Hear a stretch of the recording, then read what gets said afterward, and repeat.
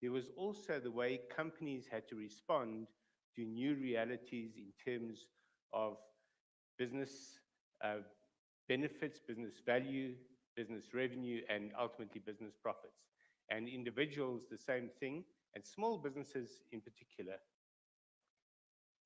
because this is what happened when the pandemic hit us.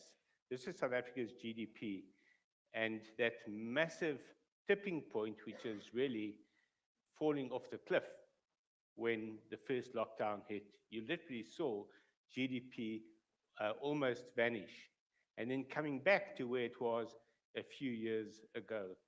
And this graph tells you that it couldn't be business as usual. People talk about the new normal, but every business is different. There's no normal for any business. But what every business had to deal with was that particular dip and how to come back from that dip. And the IDC sums it up very nicely in this graph in terms of the journey that started with the COVID-19 pandemic, when it was all about keeping the lights on originally. And gradually, the world went into recession, as did South Africa, and it became a matter of resilience. How does a business remain resilient? And there was one very specific requirement in both of those stages, both in keeping the business going and in making the business resilient, which I'll come to in a moment. And then as we enter the recovery phase, we are seeing a massive move towards a digital approach to business, the digital revenue imperative, you could call it. Most businesses saw that as a key to their recovery. But it came down to this. The quest to cut costs was what defined the only new normal for all businesses. Everything else was different. The future, we've always said, is variable depending on how you experience the future and what tools you use to embrace the future. And therefore, the new normal is not a normal. Everyone has a different norm, but everyone focused on cutting costs as we went into the pandemic, as we went into the recession, and as we are emerging into the recovery phase. Because by cutting costs, you therefore enhance the bottom line and enhance revenues. And the key way of cutting costs in almost every sector, in almost every kind of business, is embracing digital tools. So that's the starting point for this particular argument and discussion. In our own business, we had a few key tools that we were using before Zoho came along. Firstly, we used a number of accounting platforms for different purposes. We also used a very specific email marketing platform for two purposes. One was a daily newsletter that we send out for our online magazine Gadget, which goes to between 4,000 and 5,000 people a day. And we used MailChimp for that. And then we also would run surveys, usually telephonically, but very often by email. And those email surveys would also go out via a tool like MailChimp, which would then integrate with the next key platform that we used for market research, which was SurveyMonkey. So our core business is market research, and the ability to have an effective and both cost-effective and efficient survey platform was at the heart of our business. SurveyMonkey met some of our needs, but not all of them. And then we also used in-house social networks for collaboration, and we moved from Teams to Slack at one point because Slack gave us easier functionality, better integration, and the like. And then along came a gentleman by the name of Andrew Bourne, who said to me, have a look at Zoho, and we'd like to tell you about what we're planning to do in the country. And I had a look at Zoho, and this is my first reaction, that the office is getting a makeover. So this is a column I wrote in Business Times. Before I actually started using Zoho myself, it just made so much sense in terms of a new option in the office environment and in the remote collaboration environment. And then I began using it, firstly on a test basis, and this was my response to that, that this was truly the next big office thing. It wasn't just a makeover, it wasn't just another option. It really replaced a lot of what we were doing in the office software environment. And I'll take you through that now. So after Zoho arrived and after we began using Zoho, this was our new look. So right at the top, you have books, which replaced all the existing accounting platforms we were using. Now, bear in mind, we're not a large business, so our needs aren't complex, but books met all these needs. And also, it was possible to customize it to an extent that we couldn't do on other platforms for very specific niche requirements that we had. And that's an example of what I spoke about earlier, about the future being variable and everyone having different needs. We had very precise needs, but the other platforms didn't meet those needs because they were too generic. The second one was campaigns. And campaigns allowed us to use as much capacity as we wanted, up to 10,000 recipients every single day or for every single email for the same price. And the difference between that and what we used before, which was MailChimp, was as we went to every additional 1,000 recipients, we would have to pay more. As we wanted to send out more newsletters, we would have to pay more.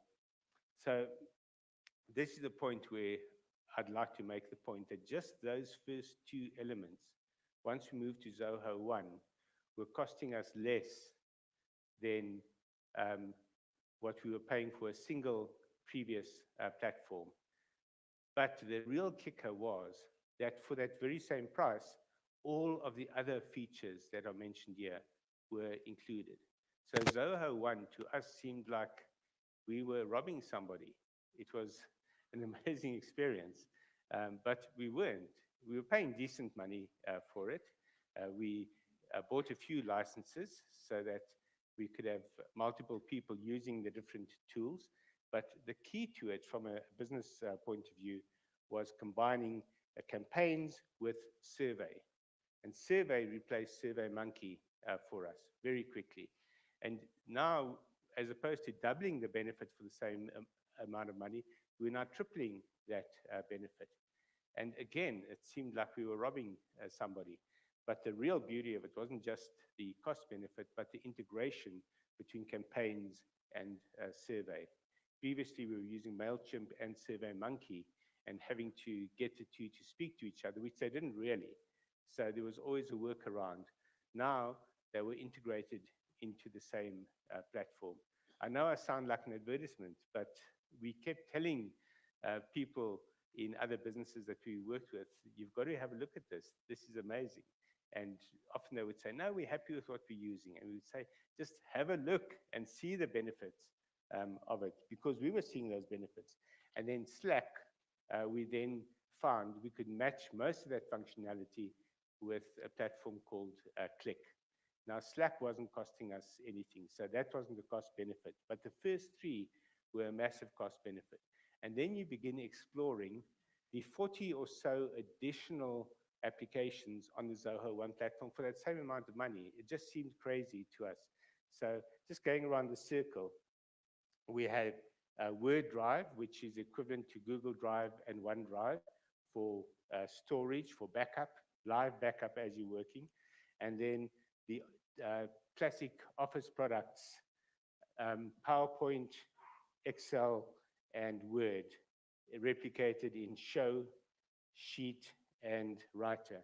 Now, here I must point out that I am using a PowerPoint presentation, which might come as a shock to some of you if you think I've completely drunk the Zoho Kool-Aid and I'm a complete evangelist. Well, I am an evangelist, but it doesn't mean that I can't use anything else. And PowerPoint still makes sense to us because of the level of investment that goes into its evolution in terms of adding artificial intelligence functionality that allows presentations almost to create themselves. So yeah, you're not always going to find that Zoho will convince you to move away from other platforms completely. And we will still do a mix and match as the Zoho functionality approaches that of the existing um, market leaders. But going by the experience of the first three that I mentioned, I fully expect Zoho to approach that functionality in due course. And then you have the more specific enterprise-oriented functionality like projects, CRM, analytics, the last one being the equivalent of business intelligence software, and projects obviously being the equivalent of the similarly named features on other platforms. And then Meet is the equivalent of Zoom. Sign is the equivalent of PDF signing software like DocuSign, for example. And Checkout is a payment acceptance platform. So those are ones that we use intermittently where they make sense. So that's really what it comes down to. Where it makes sense, we will use the Zoho functions or features in preference to the other features because that cost benefit just is insane. So to give you an example of one user on Zoho One pays, I think it's around, I forget the exact number because we pay annually, but it's around 450 Rand per month per user. Yeah, I believe that's correct. Compared to paying that for just one of the other features, like the accounting software we're using. That alone would cost us 450 Rand a month. SurveyMonkey, as we use it more and we're sending out more newsletters every day and more surveys every day, was costing us multiples of that 450 Rand a month every month. And so it goes. Eventually, you find that when you combine all of these, the savings can add up to thousands of Rands a month, which for a small business is an incredible benefit to the bottom line. And that quest for cost that I spoke about earlier, and the benefit in the bottom line, and also the multiple that it then creates for the digital revenue imperative that's now coming with the recovery, it makes it a no-brainer for us. So again, I'm not a Zoho evangelist. I'm not trying to sell it to you, but I'm trying to give you a sense of the powerful use cases that just make sense to our business. And it's not just a one-dimensional business. We are a publishing house, we a research organization, and we also a knowledge-sharing organization, providing commentary and presentations to audiences around the world. And in all of those cases, this one platform meets our needs as opposed to having to mix and match between all the other options on the market. So in summary, there are two keys to the new office environment. I'm not calling it the new normal, but the new office. Cost control is a key to the Zoho benefit because combined it costs the same as any one of the individual platforms that make up that array of functionality. And then integration is a huge benefit that our team keeps finding as we use more of the platforms and as we look for ways for them to work together, we find better and better integration all along.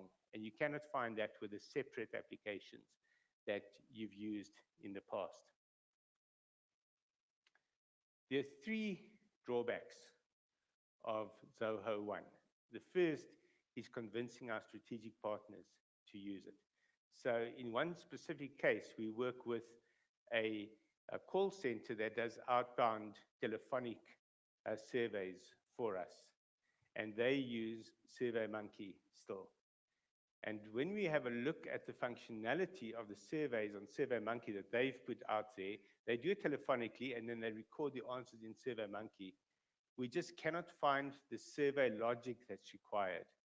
We tell them to please look at Zoho survey and the way that one can build that survey logic into Zoho survey, where, for example, if it says, if you said yes to this question, please answer that question. If you said no to this question, skip and go to that question.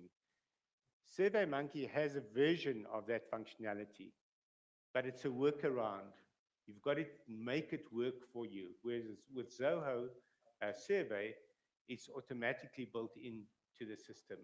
It seems to understand what the requirements are for that kind of survey.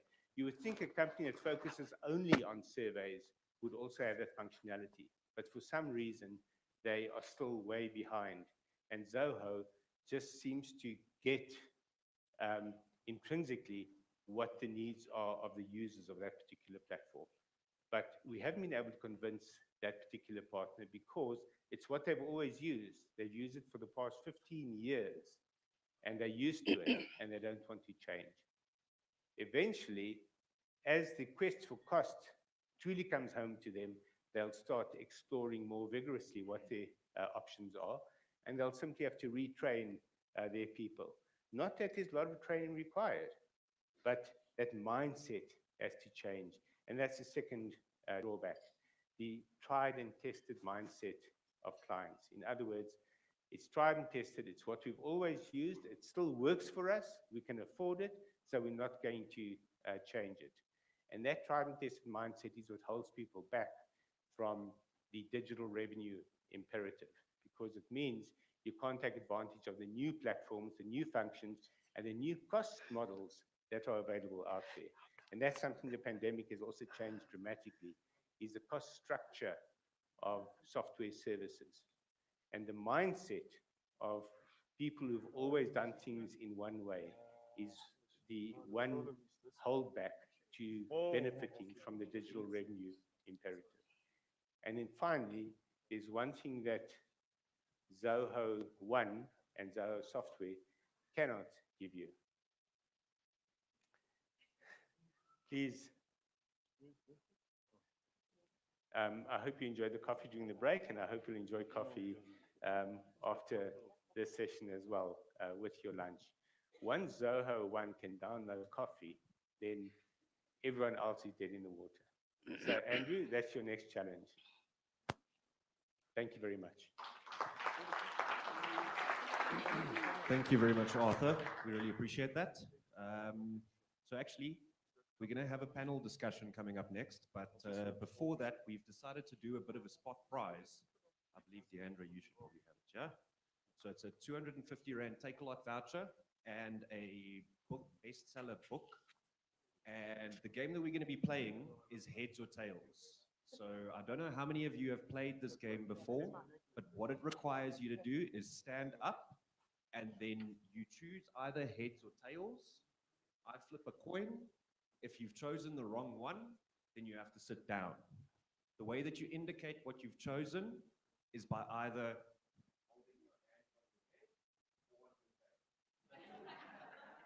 okay. And then just one last reminder as well, guys, it's key for us to also obviously get social media engagement as much as possible. We've got a really nice little hamper up for grabs for the best social media post today. So please feel free to go and publish on whichever platforms you are on and feel comfortable doing so. So first things first, can everyone stand up?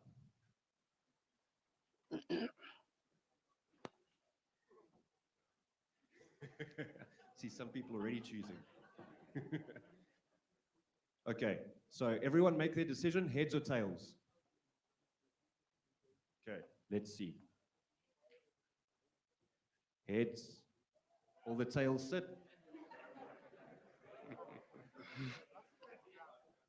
Okay, and again, everyone can make their decision.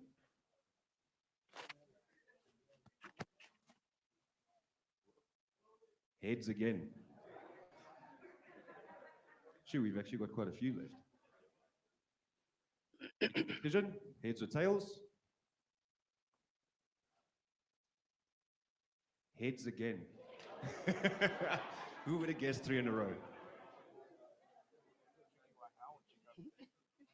Next one, heads or tails? See, everyone's still going for heads, yeah.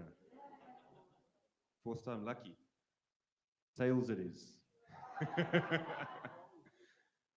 How many people do we have left? Just a show of hands as well? Okay, lekker. Everyone make your decisions, heads or tails? Let's let that one drop. That's heads again. So we've got 3 left. The final countdown. Okay.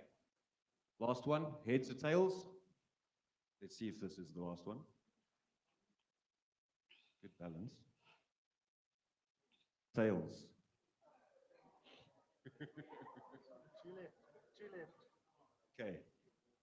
Showdown. So now we just don't need both of you choosing the same one, right? Okay, so 1 heads, 1 tails. Last flip.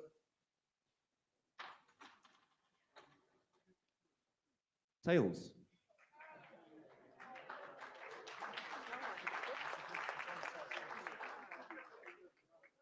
Did you both choose heads? We'll have to go again. We'll have to go again. Okay.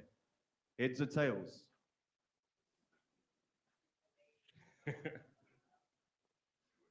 Heads. Yay. Congratulations. You can come and fetch your prize. Okay. Ladies. No. Okay, next up we've got the panel discussion. Andrew's going to be handling the introductions for this session. Andrew, take it away. Perfect. Great. Great. Thank you, Leon. All right. Let's see. I think I'm going to take a seat here. You guys are welcome to come up. Grab a seat. Arthur. Oh, you're there. Perfect. Just take a seat. Thank you. Hi. Maybe you can just go over there. Thank you. Let's quickly grab my notes. I'm using Zoho notebook for anyone that wants to know. All right, so for this panel discussion, it's quite exciting about digital transformation for SMEs. We've got Arthur Goldstuck here, who has been introduced to you, so I won't introduce again. And then we've got Tamerlan Farquhar from Centrax Systems. Tamerlan is the executive for digital business and technology at Centrax. And Tamerlan has multiple qualifications. And she's very hardworking and dedicated to customer success and customer satisfaction. And I've worked with her many times where I've seen her consult with businesses around their technology and find a solution to their problem rather than just selling a product. So she's met with many businesses, so very experienced in the local market and dealing with the companies and their digital transformation. And then I've got Tamelo over here, who is the Deputy Director for Digital for the City of Johannesburg, or sorry, the City of Joburg brand. He's very, very successful in digital transformation projects at the City of Joburg. He's award-winning. He's appeared on BBC, Radio 702, highly educated. And he's got more than 10 years experience of most things digital, everything from digital marketing to customer service to e-commerce project management, you name it. Okay, and so, yeah, very, very happy and glad to have you, and thank you for being here with us today. Thank you. All right, so let's get into it. The first topic, well, let's call it a subtopic, is digital transformation planning. So, Tamerlan, I'm gonna start off with you. How would, or how should a business go about planning and keeping track of its digital transformation? Thank you very much, Andrew, and it's a pleasure to be here. Welcome, everybody. Look, essentially, our approach, and I think it's become quite a trusted and founded approach when it comes to digital transformation for ourselves as well as customers, is definitely planning. You have to understand, first of all, what is your processes? You can't just go ahead and look at a technology and try and implement and expect it to be a success, or have that end user adoption. For us, I think the primary point of discussion is to start looking and understanding, what does your business do? Interdepartmental processes, how do they operate? How do they function? And foremost and most importantly is your people element. You've got your people, technology, and processes, but a lot of companies tend to forget about the people. The people could be your end users or your employees. And I think it's really important to understand every touch point of that process, externally and internally. And we found that that's the success to implementing a lot of digital technologies, which of course informs your digital transformation. Perfect, thank you. And Tamelo, can you share some of your experience with having to plan and roll out digitization and digital transformation? Thank you, Andrew. Look, in the city of Joburg, it's been quite fun to implement some of these projects, to transform some of the digital processes. In fact, I always say that in government it's quite easier to because it's quite easier to implement digital transformation because most of the government institutions are paper-based in terms of their business processes. So literally, I mean, with just one application, you sort them out. And, and the residents are happy because now they don't have to drive all the way from Soweto to submit a form to apply for water or lights or, some of the programs that we're running. So it was quite fun and very, uh, you know, I think exciting as well, just to see from the resident side that this is actually changing their lives, in terms of time, standing in the queues. With just the Zoho forms, we were able to do a lot in the last 2 years. And by the way, I discovered Zoho forms by just doing research, and I'm like, this looks cool. The one thing that excited me about it that made it stand out was the signature element. As you know, government, we love signature. There must be signature everywhere. So most of the forms didn't have that signature element, and this made Zoho forms outstanding. But I must say, it's not only the signature element, it's a brilliant platform and quite affordable, by the way. We've had an impact of over, what, 300,000 applications that we processed in just 1 year and 5 million visits to our page with just that platform. So it was quite a success. And yeah, let me not take all the time, but it was fun in the city of Joburg to try this out, to pilot it, by the way. Yes. Yeah. No, that's incredible. Thank you for that. I think moving on to the next subtopic, change management is a big one. You heard there the question to Heinrich, how do you get staff to change and work on a new system they're not familiar with? They might just be used to using Excel. Now you got to get them to use something that they haven't used before. So, Arthur, I'm going to put this question to you. How, in your experience, implementing new technology, how have you gone about, motivating staff to change? Well, the first step is really a previous step to that in terms of the staff you bring on board. I think something that businesses are only starting to realize now is that when they recruit, amongst the attributes they need to be looking for is people that are flexible and ready to embrace change. Because one of the most significant holdbacks for existing organizations in digital transformation is people who don't want to change the way they do things. So if you're not recruiting with a view to change management and flexibility of staff, you're already setting yourself up for failure in this regard. The next element is to evangelize the benefits of digital technologies versus the old way of doing things, or of new forms of digital technology versus the old, and present use cases to staff. Don't just impose on them, this is how we're going to do it from now on. The key is to allow staff to believe they are part of that conversation and not having it imposed on them. And then you have to have, in a large organization, a change management process. And part of that change management is the conversation that includes all staff. So you've got to be aware of, even when you are imposing new systems or technologies from top down, that it not feel to staff that it's top down, that they are engaged in the process. Definitely.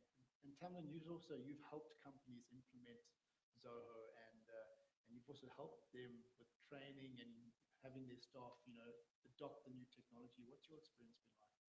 Andrew, it's definitely about the technology education, the process of educating end user or internal again. It's so important because your adoption is obviously going to be dependent on the understanding of what those benefits are. So we've spent significant time educating a lot of customers, and we've seen that full value chain, come back several months later, because it always becomes a contest of, okay, let me check what the competitions are doing. And, they do a full circle, they come back and they realize in terms of value for money, functionality, features, accessibility, there's no competition out there that can really beat the Zoho One suite as such.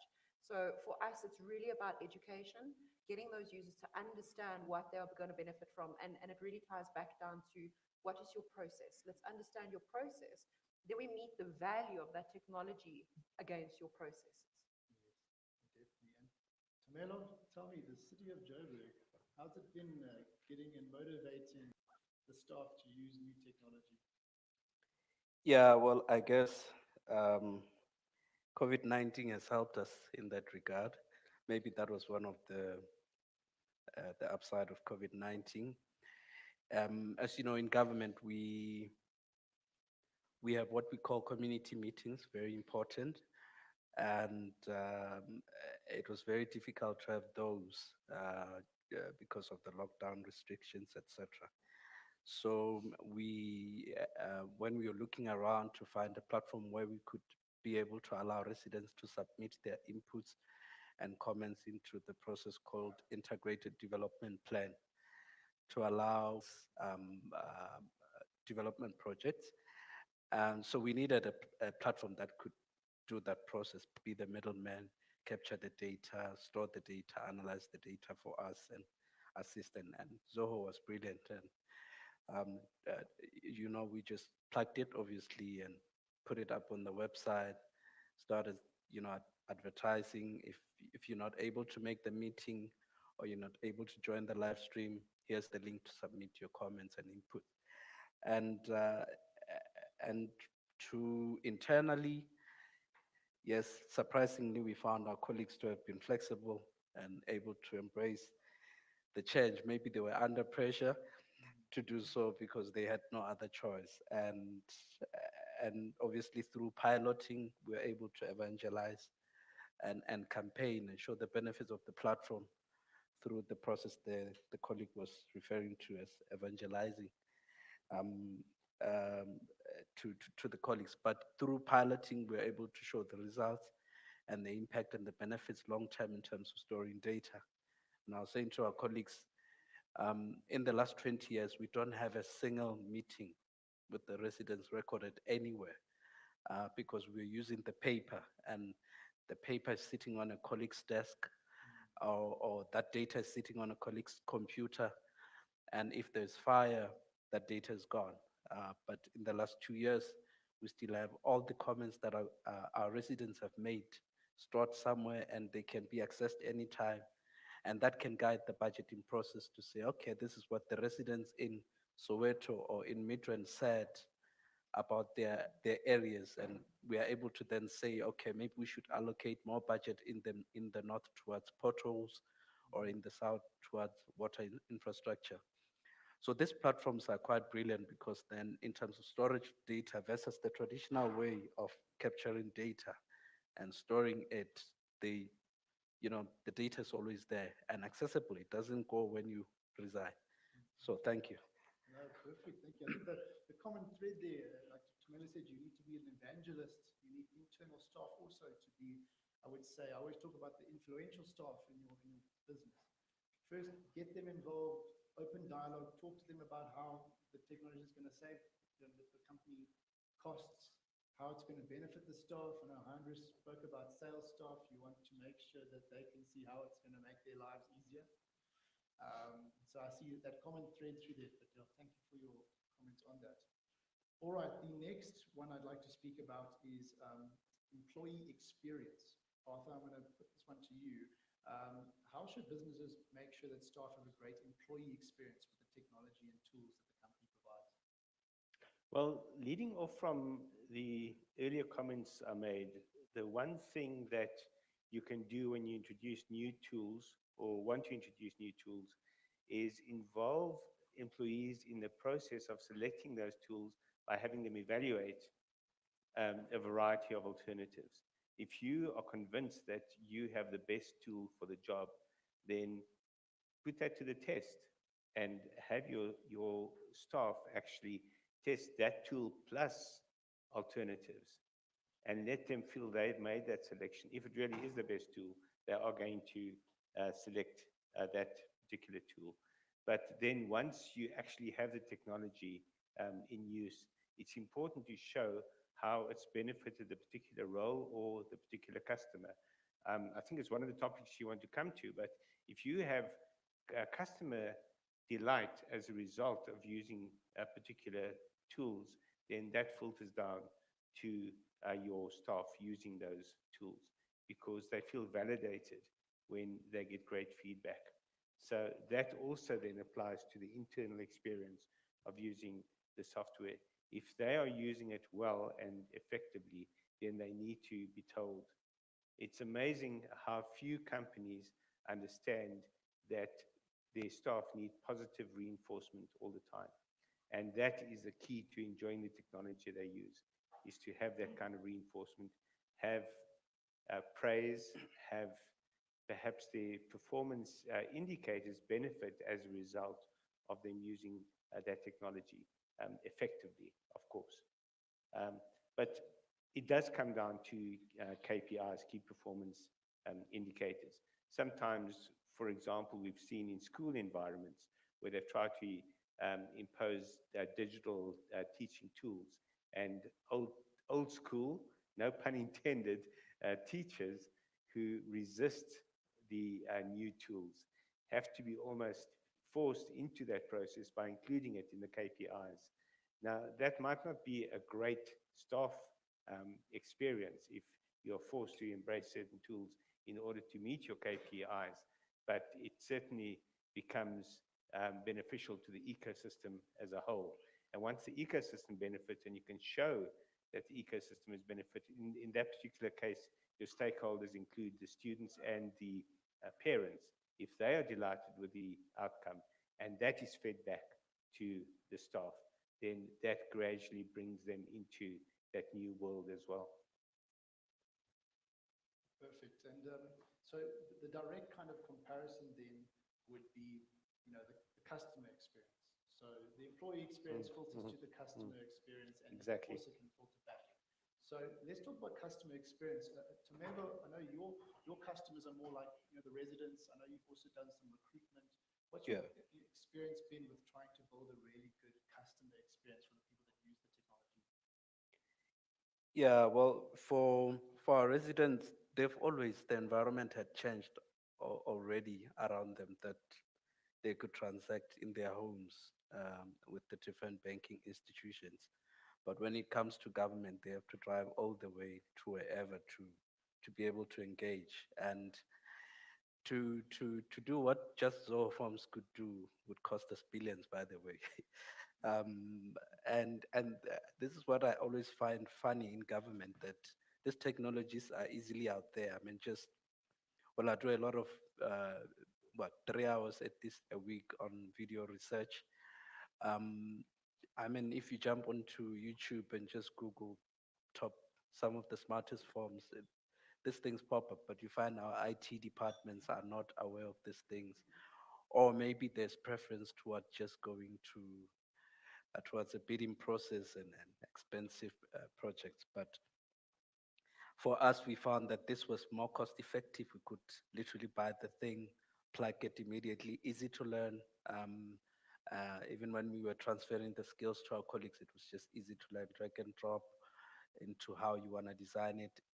And because it's systems don't go on strike, they don't sleep, they don't have a bad day, they don't get angry, So in terms of the experience, it's much better for the customer, because the customer doesn't have to deal with an attitude. They can engage you even at 3 a.m. when you, the human being, is sleeping. The system works 24/7 for you, and it's accurate, no errors and mistakes. In terms of our e-recruitment, we, when they used to send via emails, there used to be bounces, or they would come submit the CV into the box. This was just 2 years ago, by the way, and driving all the way. And this was in itself a barrier. And they were averaging at least 100 to 200 CVs. When we started rolling this out, the first time we rolled it out, the CVs came to 7,000. And there was one point where CVs were just 10,000 for one position. And in terms of our EE, then we were like, but this employment equity, we were like, but we thought that our residents, didn't have data, didn't have access to internet. I mean, this is shocking. One of our programs we run is called Expanded Social Packages. It's a program for elderly people, and they've literally left the old process of submitting manually. I guess maybe they're being helped by young people, but it was shocking that the elderly were actually embracing technology and submitting their applications for expanded social packages online. And but the benefit here is that these systems work for you 24/7 accurately, so store your data, analyze it, and you can access it anytime. And the resident doesn't have to take their last 10 rand that they could have used to buy bread and have to take a taxi, go to CBD, and then take another taxi, and maybe no taxi to Metro Center in Braamfontein. They have to walk, and you know how not safe it is in Braamfontein, in the CBD. So the impact is quite huge. And the fact that we've done this with just under 100,000, no, actually under 30,000 for 12 months, we procured. I hope my numbers are corrected, but it was it was not a lot of money, and the impact was massive. They are very cost effective. Yeah. I hear that about from everyone. And actually, Arthur, I'm gonna just move to the next sub point, cost leadership and cost optimization. What is your experience? Technology can become very expensive. So how do you, like as a business, look at saving money with your technology implementation? Well, that's one of my favorite topics in this context, because that is something we looked at so closely. When the pandemic began, we had no idea how busy we would remain and how sustainable our business would be. So the very first thing we did was revisit every single cost in the business and shredded costs out of the business. And that's partly what led to the embrace of Zoho One, because it made so much sense from a cost point of view. But it also had to meet the functionality that we required. If it didn't meet that functionality, we were going to carry on investing in the previous ways of doing things. But I want to go back more than 10 years to when this journey really began. You could almost say spiritually. It felt like a spiritual conversion when we had an event where we had a catastrophic crash in our systems in 2010, beginning of 2010. And I almost remember the time and the date it happened, because it was so catastrophic and it took us so long to recover from it.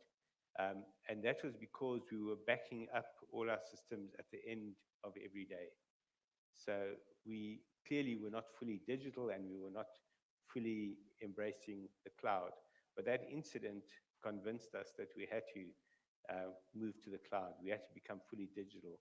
And almost overnight, we embraced a system where everything was being backed up live. Everything was being done digitally in the cloud. So we never had to worry about a crash again.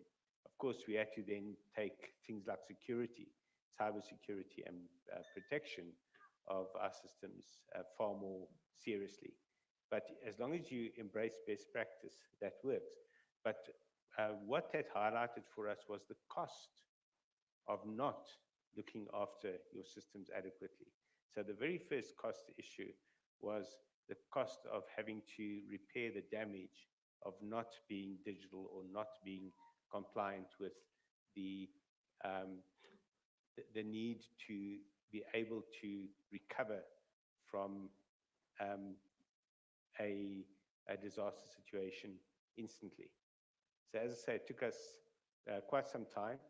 Whether it was days or weeks was immaterial, but the amount of work hours and the amount of productivity and the opportunity cost was massive. So that's the very first thing in cost control and being cost aware. And then you've obviously got to then look at what are the most cost effective solutions that you use. And the cloud is almost a miraculous development. People talk about how important things like the smartphone is, for example, in giving access to information on the go. But without the cloud, the smartphone wouldn't have the functionality that it has. So along with the kind of functionality that I've talked about, within the cloud and embracing the cloud, you have so many further opportunities for cost optimization and for revenue growth as well. But if you're not embracing the cloud, you're actually losing out on a massive opportunity to manage costs. No, thank you for that. That's very, very good advice. And then the next subtopic is breaking down silos. Tamlin, I'm gonna ask you here, having silos or having a disconnected technology system where people use like an app here, and then they have to manually go and take the information, put it into another kind of technology solution. What's your experience or advice to businesses just to solve that issue from that disconnected technology system? Well, I don't want to give a sales pitch here, but essentially, of course, you would want to move to a unified operating system. And I'm so glad you touched on KPIs because, again, it's really important to understand what are your performance metrics that are driving your digital transformation. What are you aiming to achieve 2 years, 3 years, in 1 month from now? And of course, the people being involved in that are the users of these technologies. So you've got your employees using the Excel spreadsheets, using your Adobe Sign, for example, and we want to talk about accessibility. And again, with Zoho being cloud, and again, touching on cloud, accessibility is on the forefront of the applications. If you just need an internet connection. So I think we were talking about disaster recovery and certain things like, downtime. None of that is a reality with Zoho because you've got your mobile applications, you've got your desktop applications, and then you've got your web applications. So it enables accessibility all around, and it bridges that gap between why would I want to go and access an on-prem system that's only accessible on my computer desktop. Now I've got to go home and I've got to pull a report, and unfortunately I can't do that because I don't have access or remote access into that system. Zoho really bridges that gap. So, from being able to have the security layers, your single sign-on, all the way to having your encrypted data, it really does promote this one unified operating system whereby you don't have to access multiple platforms, multiple technologies, and it's really, again, about your people. How are your employees receiving this process through the multiple technologies? And how productive are they doing this? You want to look at return on investment. For example, if you're going to go and purchase other sort of versions of applications that are cloud on-prem, but you've got so many multiple different instances, you've got so much level of education that goes through all of these different OEMs and different products, whereas, and our colleague over here just referred to the fact that it is so user-friendly. It's very self-service orientated. The user interface is very intuitive. So anyone that would be able to sign up for free would literally be able to log on and see step by step where to go next. So I think Zoho is really on the forefront as well because of the accessibility key element. And again, it all comes down to how do we realize that return on investment? How are employees spending their time? Are we making them do imports into Excel and export into PDF, print that, then take that to the CFO to go and sign, scan it back, send it via email? It's just a whole long wasted process. And none of that exists within the Zoho application. So everything is driven, I like to call it the AAA effect, your analytics, your automation, and your artificial intelligence. And it's all embedded within all of the applications. So that would be my response on that. Awesome, thank you. And Arthur, just to add, I know you speak a lot about this, having a connective system and not having siloed, tech stack. What's your advice on that? The probably most important principle is that legacy systems are your worst enemy because so many organizations won't move on or evolve their systems because of the investment they've made in legacy systems. It's the sunk cost dilemma. Because of the level of sunk cost, you believe that you cannot afford to move on. But in fact, the very opposite is true. It is sunk cost, and you've got to recognize it as such. There's nothing you can do about it. You've now got to look at what is going to be the most effective going forward, not just cost effective, but also task effective. What's best for purpose? And if it means dumping the legacy systems, then you've got to do that. You've got to swallow that sunk cost instead of holding on to it. And you've got to get rid of it. So move on from legacy systems and embrace what are the most effective systems going forward. So that's the one way out of the silos. The banks in particular are caught in those silos of different product areas because of their dependence on legacy systems. And that's why the likes of Bank Zero that Michael Jordan has just launched and of Time Bank are going to run rings around the established banks. Some of them have embraced true digital transformation and they'll be able to compete. But even a bank like Discovery, which appears to be a digital bank, is actually still anchored in the legacy systems of its parent business. And that's why these new banks are so flexible and are able to grow so fast, is because they're not tied to any legacy systems. They're not tied to silos, and they are instantly able to integrate all their services, and therefore they are able to be agile. So that agility goes hand in hand with being able to break out of silos. But breaking out of silos goes hand in hand with breaking away from legacy systems. Perfect, thank you. So we've got some time left. I'd like just for all three of you to just think of the biggest benefit that you've seen just with Zoho's technology in your experience, and maybe just share with us. Maybe Tamila, you can start. The biggest benefit you've seen just with using the technology in your capacity as running things there at the city of Joburg. Well, yeah, so maybe let me just talk about the actual applications that were quite impactful for our environment. One, the Zoho campaigns. We saved a lot of money on that platform. It's a bulk emailing system. It's quite a brilliant system. There's a lot of soul in it. Whoever was working on it was thinking. The team did a great job there. So we're able to save like 3 million a year on bulk emailing system to spend. I spend like what, 80,000 for a year to send to 500,000 emails whenever I wanted, different templates, and the benefit here is that we moved from a service provider having to do this, and I passed this to my team to play with it, drag and drop, design whatever newsletter they want to design, send it out, and then it does, it sorts your Excel database, kicks out the duplicates. It's a brilliant bulk email system. Then the next one, I want to talk about the Zoho Forms. I've already referred to that one, but the Zoho Desk, it's amazing. Zoho Desk, we have the largest social media footprint in Africa in local government with just a single account with 1 million followers. So we've been working very hard to get that account there. But citywide, we've got over 15 accounts, and that's just Twitter, Facebook. So multiply that by Twitter, Facebook, and Instagram. It's a lot of accounts that we have to manage at group level, but also over and above that, we've got touch points such as your email, the call center, the SMS, um, and other platforms.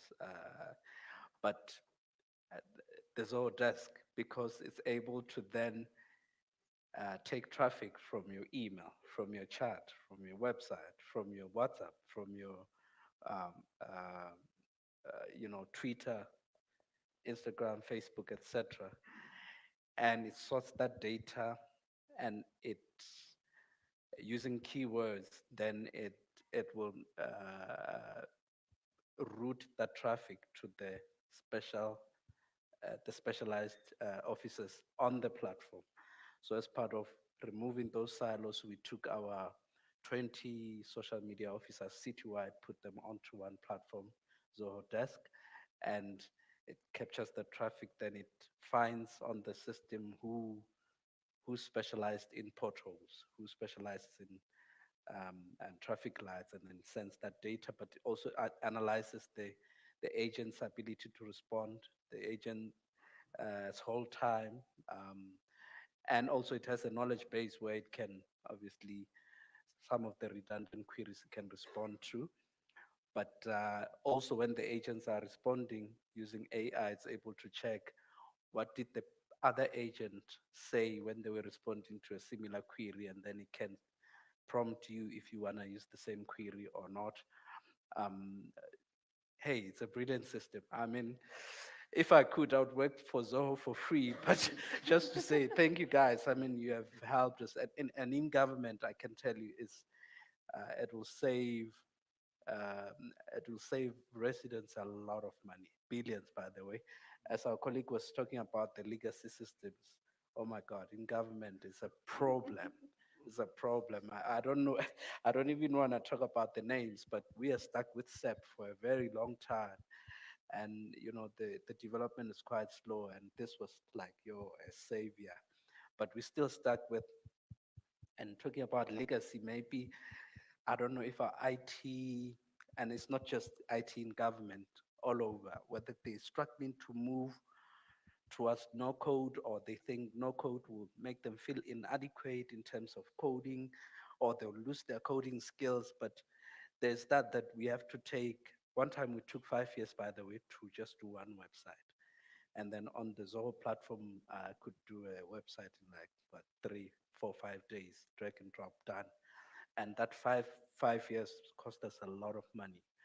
So legacy systems, maybe we should say legacy IT teams, it's difficult, and maybe we need to find a way. How do we move with our IT teams to be able to adopt no code and these platforms?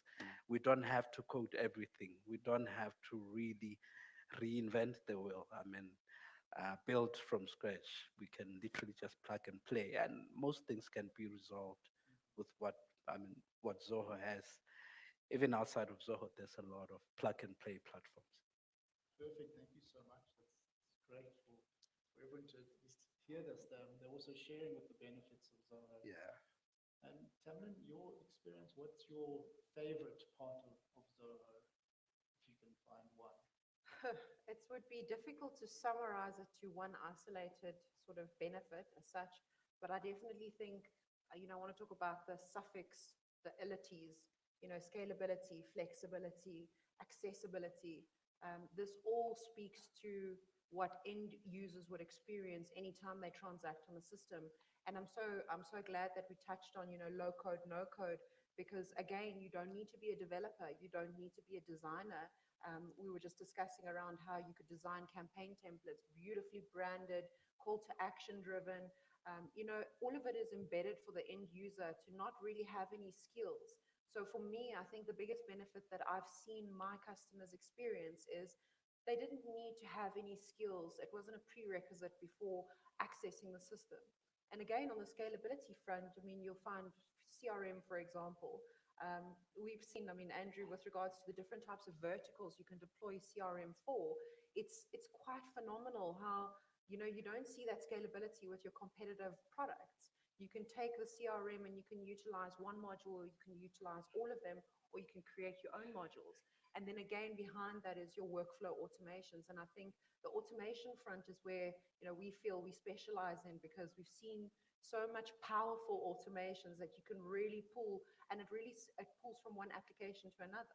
So you're not just dealing with an isolated workflow, an isolated automation. You can really make that data set, that full-on customer experience journey, all the way from sales IQ and the customer lands on your website, to score funneling, all the way into CRM, all the way into sending out that campaign to them. And this can all be done automated. So at any given time, you wouldn't necessarily have to have that bum in the seat as such, but that end user experience on the customer side, they don't have to click on here and request the call back and then fill out a form and send it by email. Everything is digitized, and it really lends to that seamless customer experience journey. And then again on the employee side, and employees are really important for me because, I mean, we've seen how if you don't invest the time into that adoption, there is little understanding on what would benefit their day-to-day activities. And for me, it's the automation. So for my employee side and my customer side, we've done some phenomenal stuff that, from both sides, we've seen the benefits of that. So it's definitely the automations and the workflows on our side. Perfect. Thank you for that. And Arthur, tell us, what is your favorite? Well, firstly, I have to say that I never expected to hear a City of Johannesburg spokesperson talking about low code, no code, and the benefits of it. That's advanced, eh? So count me as deeply impressed. So I'm going to give you two examples, one leading on from that comment. We've got a very talented data analyst who's quite capable of writing his own scripts and programs for running analysis of data and facilitating the processing of questionnaires and the like. But what he has found with a survey, Zoho survey and Zoho campaigns is that it's allowed him to explore the functionality of the platform further rather than having to focus on the mechanics of conducting a survey or running a campaign. And by being able to focus on the capabilities, he's able to do so much more and take his own analytics capability that much further. And that's just speaking to that same benefit of the low code, no code approach. But the example that I really want to give is, again, one where I want to contrast it with an experience in the past.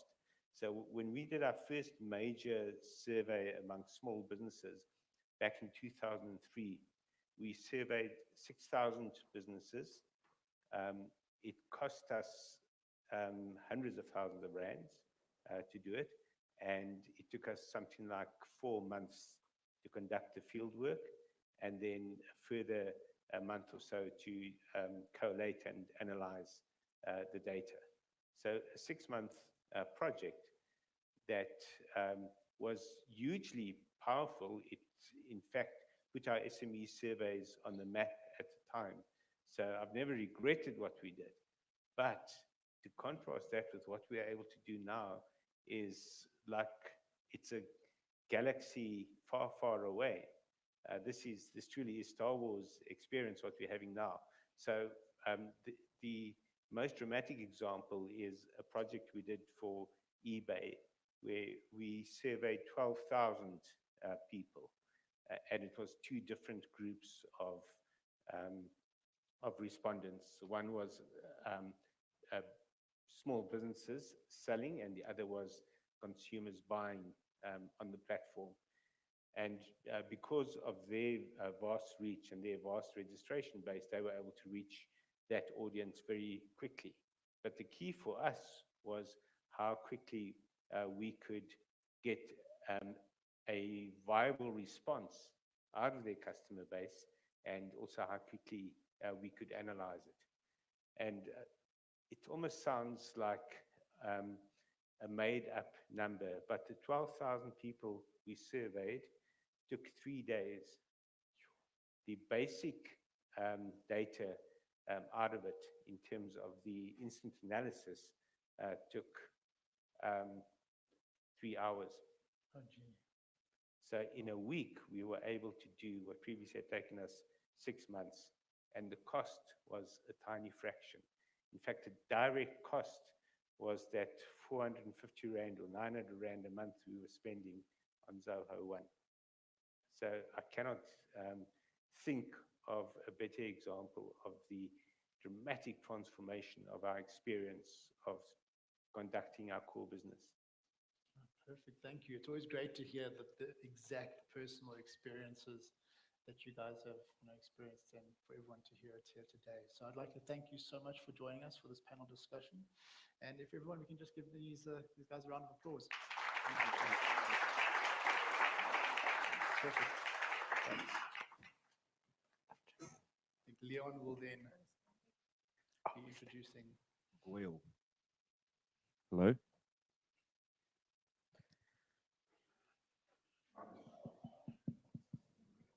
There we go. Who does it? Hello? Hello? We've got some gifts for our speakers today. Hello, hello? We get a speaker for a Hello? speaker. Speaker for a speaker. I hope it's a very nice surprise. Didn't know they were getting Thank you very much. Yeah, at least I won't have to buy this. Thanks, Andrew. Thanks, Thank everyone you else. very much. So next up, we are going to be talking about the customer experience and how to build and nurture, build loyalty with your clients as a business through the Zoho product sets, and also nurturing those clients throughout the process itself.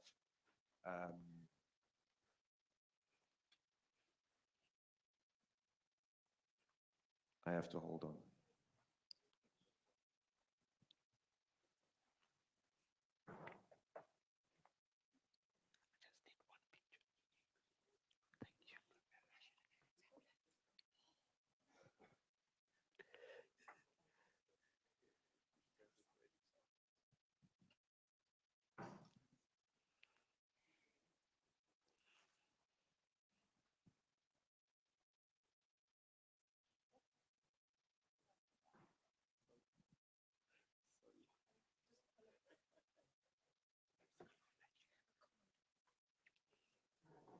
I don't use cards. That's paper.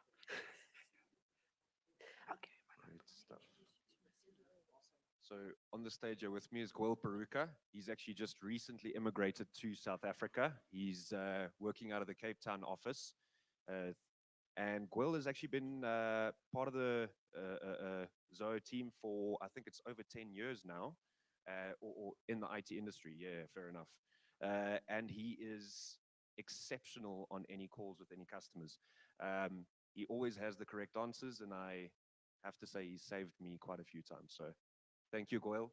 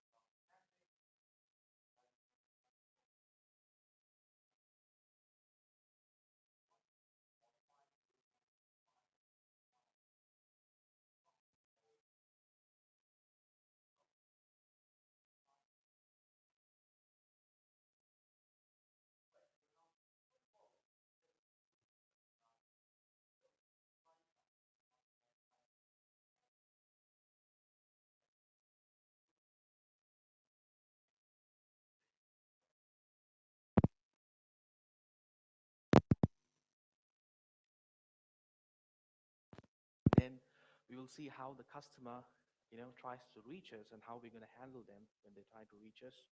And we'll try to convert, because if it's a new customer who's trying to reach us, how CRM Plus is going to help us convert them.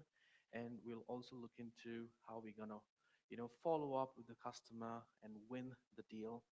And we'll also look into the project management, because that's something comes after we win a deal, right? So because we have to deliver the product, right? So the project management, and finally, we'll look into the ROI of the business, right? In between, we also have some very good news. So I'll talk about that while we reach it. All right. So I'm not going to go in depth about the features that we have in each and every application, but I'm going to tell you about which application does what and what feature that we are looking at, and it's available in which app or which service, I would say. Okay, so it'll be easier for you to connect later on, just to go through the application and see how it works. So we have campaign system. Campaign systems could be like, you can send an email campaign, you can send a survey campaign, you can send a webinar, you can have a social campaign. So the social, email, webinar, everything is actually done with help of Zoho campaigns. So Zoho campaigns allows you to connect with your customers, on social network, and also Zoho social takes a part here because it helps you to promote by through your social channels when they're integrated. And moving on, as I said, like the chat widget that that is actually powered by Sales IQ. So this is something how it looks when someone initiates the chat. Just an example, but again, fully customizable. Don't worry about the color, right? So we can create some some good looking chat widgets, and you can also have calls from the chat, because the reason why we provided this call option is because we felt that customer would need this at a certain point of time. I'll tell you why. When you have a lot of things going on in your mind, okay, and you need the support immediately, and you want to make sure the person understands what you want.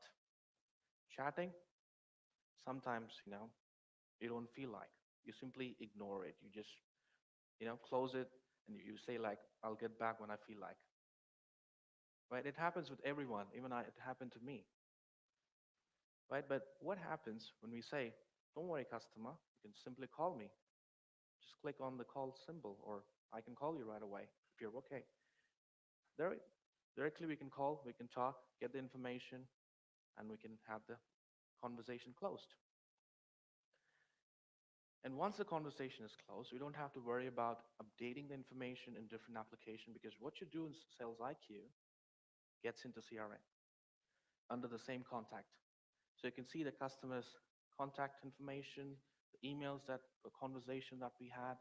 We can also see the chat conversation. If they have submitted a desk ticket for any issues, you can also see all those information under the related list on the left side of the screen. So you can see how the level of view that we get, right? And now moving on to, it's about lead assignment rule. So I'm going to give you a little glimpse of it, because we have a separate session on this where we'll be talking about how we can create a lead assignment rule and how it works and etc. So I'm just going to give you a little glimpse. Assignment rule is something that helps you to assign a person, an attendee, as soon as you get a request. You get a request from a client, make sure it gets to someone so that he can address it as soon as possible. And it goes with some conditions just to make sure that you reach the right person, maybe the cost, the region, etc. Right, so I hope you can get that point. And this is also available in Zoho Desk too. So Desk ticketing system is also available in it. And we also have workflow rule.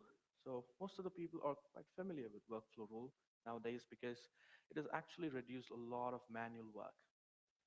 Because workflow rule helps you to complete a lot of manual works based on the conditions that you apply and what you want to do, like creating tasks, events, meetings, sending emails, follow-up emails, making some actions on the record, like updating few fields, calculating the revenue. So everything could be done just use of workflow rule because it allows you to trigger and achieve everything instantly and also in a scheduled basis. So again, we have the same in Zoho desks too. So that's something, again, we will have a deeper insight when we look into the desk session. So moving forward, so now let's look into the views on how exactly it's going to help, uh, how exactly it's going to connect the marketing, support, sales team together, you know, in terms of, the workflow. So imagine that the marketing team takes the responsibility of understanding our customers. So they do this with various different methods. So one of the common well-known method is monitoring the social platform to understand if there is a hashtag related to the company or what your competitors are talking about and what your customers feedback on your product, so on. So that could be monitored with the help of Zoho Social. So once the monitoring happens here, you can see there's one of the customers who have actually commented saying that they have some concern with the product. It could be anything, but as soon as it comes to the notice of the marketing team, because it's really not their work to actually go and assist the customer, but they can direct it to the right person who is the support. So all they do is just convert them into a support ticket and move to the department that takes care of it. Or if they feel like it's a very good verbiage that they have used about expressing the level of happiness that they have received from the support they have received from the business, they can very well connect them as a contact in the CRM so that they can follow up with the customer for further business. And both options are available. And as you can see on the screen, we have two icons. One, the shake hand is for the CRM. The next one, the ticketing symbol is for desk. I hope that's visible. Perfect. So moving forward, so once the support is completed, there you go. We got the survey. We can build the survey within CRM Plus, and we can make sure it triggers to the customer after every interaction, and we can collect the customer's feedback. And here comes the report, because end of the day, we work on reports, right? But it's quite hard because we need to make sure that we deliver the report, because in some businesses, we run daily reports. In some businesses, we run a weekly, and so on. But to run a report, we need to make sure the report is accurate. And what we do is we tend to have a specific person, or we tend to have a specific team, depending upon the organization, to build reports. But let me tell you, building reports is very simple in CRM Plus because everything is predefined. We have the reports already available for most of the businesses. And if you like to build one, you can easily build one just by a few clicks because the entire data on the system is integrated, it's connected, and we have Zoho Analytics, which helps you to build some cross reports when compared with different applications. Like you can see a contact and the contact's number of requests in desk. You can see the contact's number of entries in Sales IQ, the time that they have spent on the website, and so on. So you can imagine the way that we can build reports. So over here, this is one of the samples that we have. This is something that would be useful for the supervisors to monitor the queue, because when you look into the desk, you need to make sure that the requests are handled on time. So over here, it's a report that talks about how many requests that have received, how many were addressed, what is the satisfaction level, how many threads, that the most threaded tickets. So that's something really important, because when the threads are going more and more, that means either one of them are not understanding or not receiving the right response.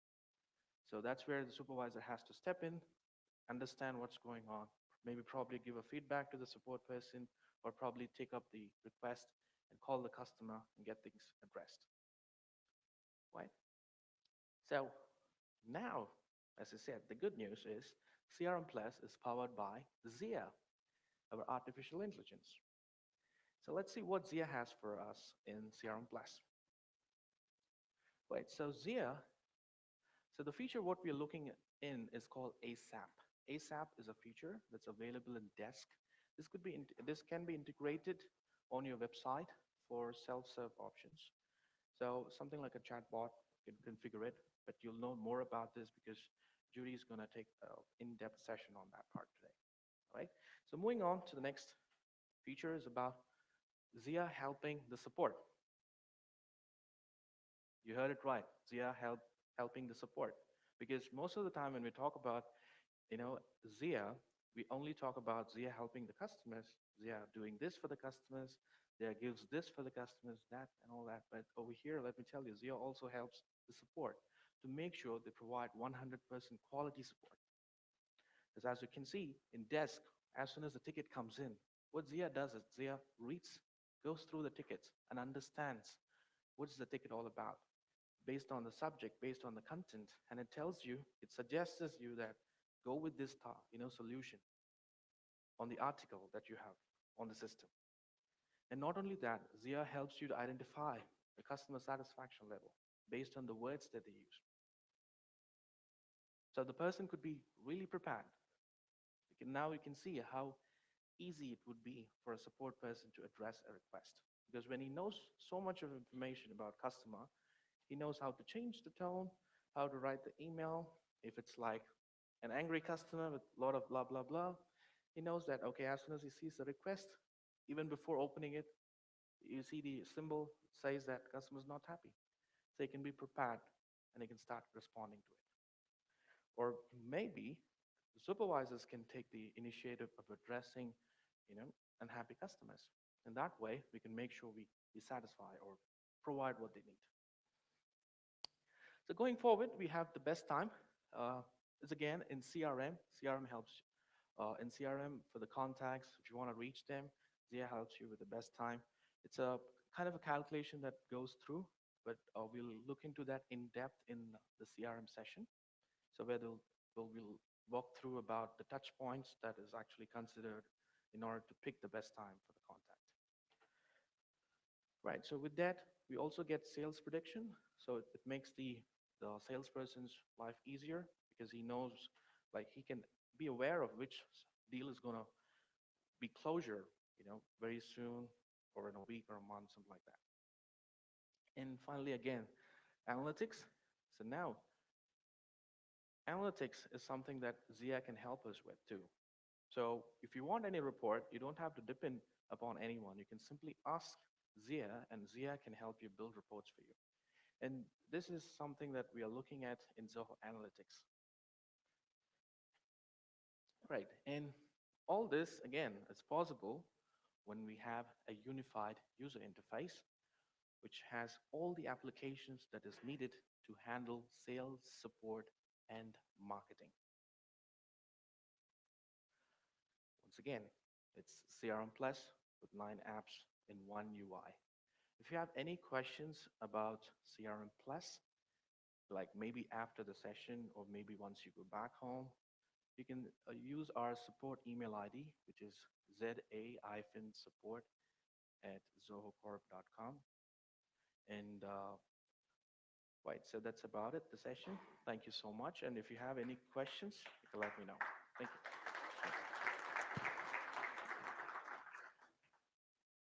Anyone have any questions for Goyle? Maybe answer one or two, yeah? Okay, we got a question.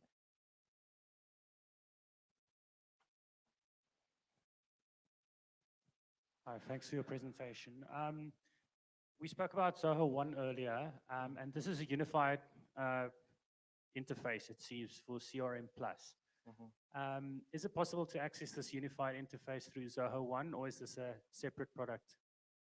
All right, so this is a very common question, let me tell you. Because every time when we talk about CRM Plus, there is a slight confusion on, do I have this in Zoho One? Because I have all the apps in Zoho One. But let me explain you, because the unified interface is something that we recently brought into Zoho One. So we do have an interface where we can access the applications under one single user interface. I guess most of the people who are into Zoho One has the ability to switch the new UI and they can start accessing application. But when we talk about the integration level, the kind of connection between the applications and all that, the unified, notifications, etc. that we saw is actually created in CRM Plus for a reason, because the product itself is focused on sales support and marketing aspect of a business. But when you look into Zoho One, it has an entirely different idea. The ideology is different.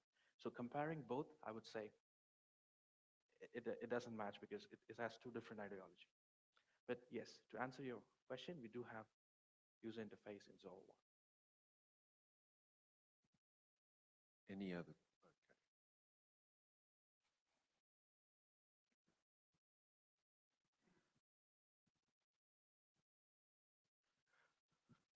Hi. Hello, sir. Yes. Can you, so one of my main questions was in regards to the analytics side on the CRM. Is it real-time data, or does it really reflect a specific time? How does it work specifically on that? Right. So we do have real-time data sync, okay, but there is I would say a 30 to 40 seconds difference, I would say, but not exactly the real time. But we can definitely schedule. That's something that we always advise our customers. We can schedule, because when it comes to reports, it's not something that we're going to look into real time in analytics. But if you're looking into the specific product reports, that's going to be the real time report. So for example, if you're running a desk report to understand how many customers have sent us a request, that's going to be a real time report. But when you're talking about a report that connects all the services information into one, that's when we use analytics. So there is a slight delay. Right. Thank you. Any other questions? Maybe on the other side of the room?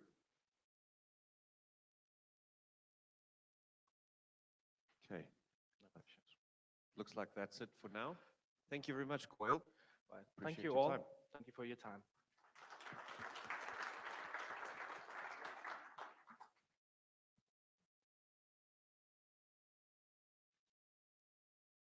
Okay, so ladies and gentlemen, we'll be breaking for lunch now for about an hour, and we'll reconvene here after, I think, lunchtime's now from 1 to 2. We'll reconvene here at 2, and then the two tracks will separate. You'll notice on the agenda there's a track 1 and a track 2, so you can choose which track you'd like to sit in or whether or not you'd like to move between the different tracks. You can have a look at the agenda and see what the presenters have in store for us there. The room will be split, so I believe it's these doors that will open up to track 2, and this will continue for the track 1 presentations. Just a reminder again, social media posts, guys, please. It really helps us a lot, and at the same time, it's a very nice little goodie bag up for grabs. Thanks.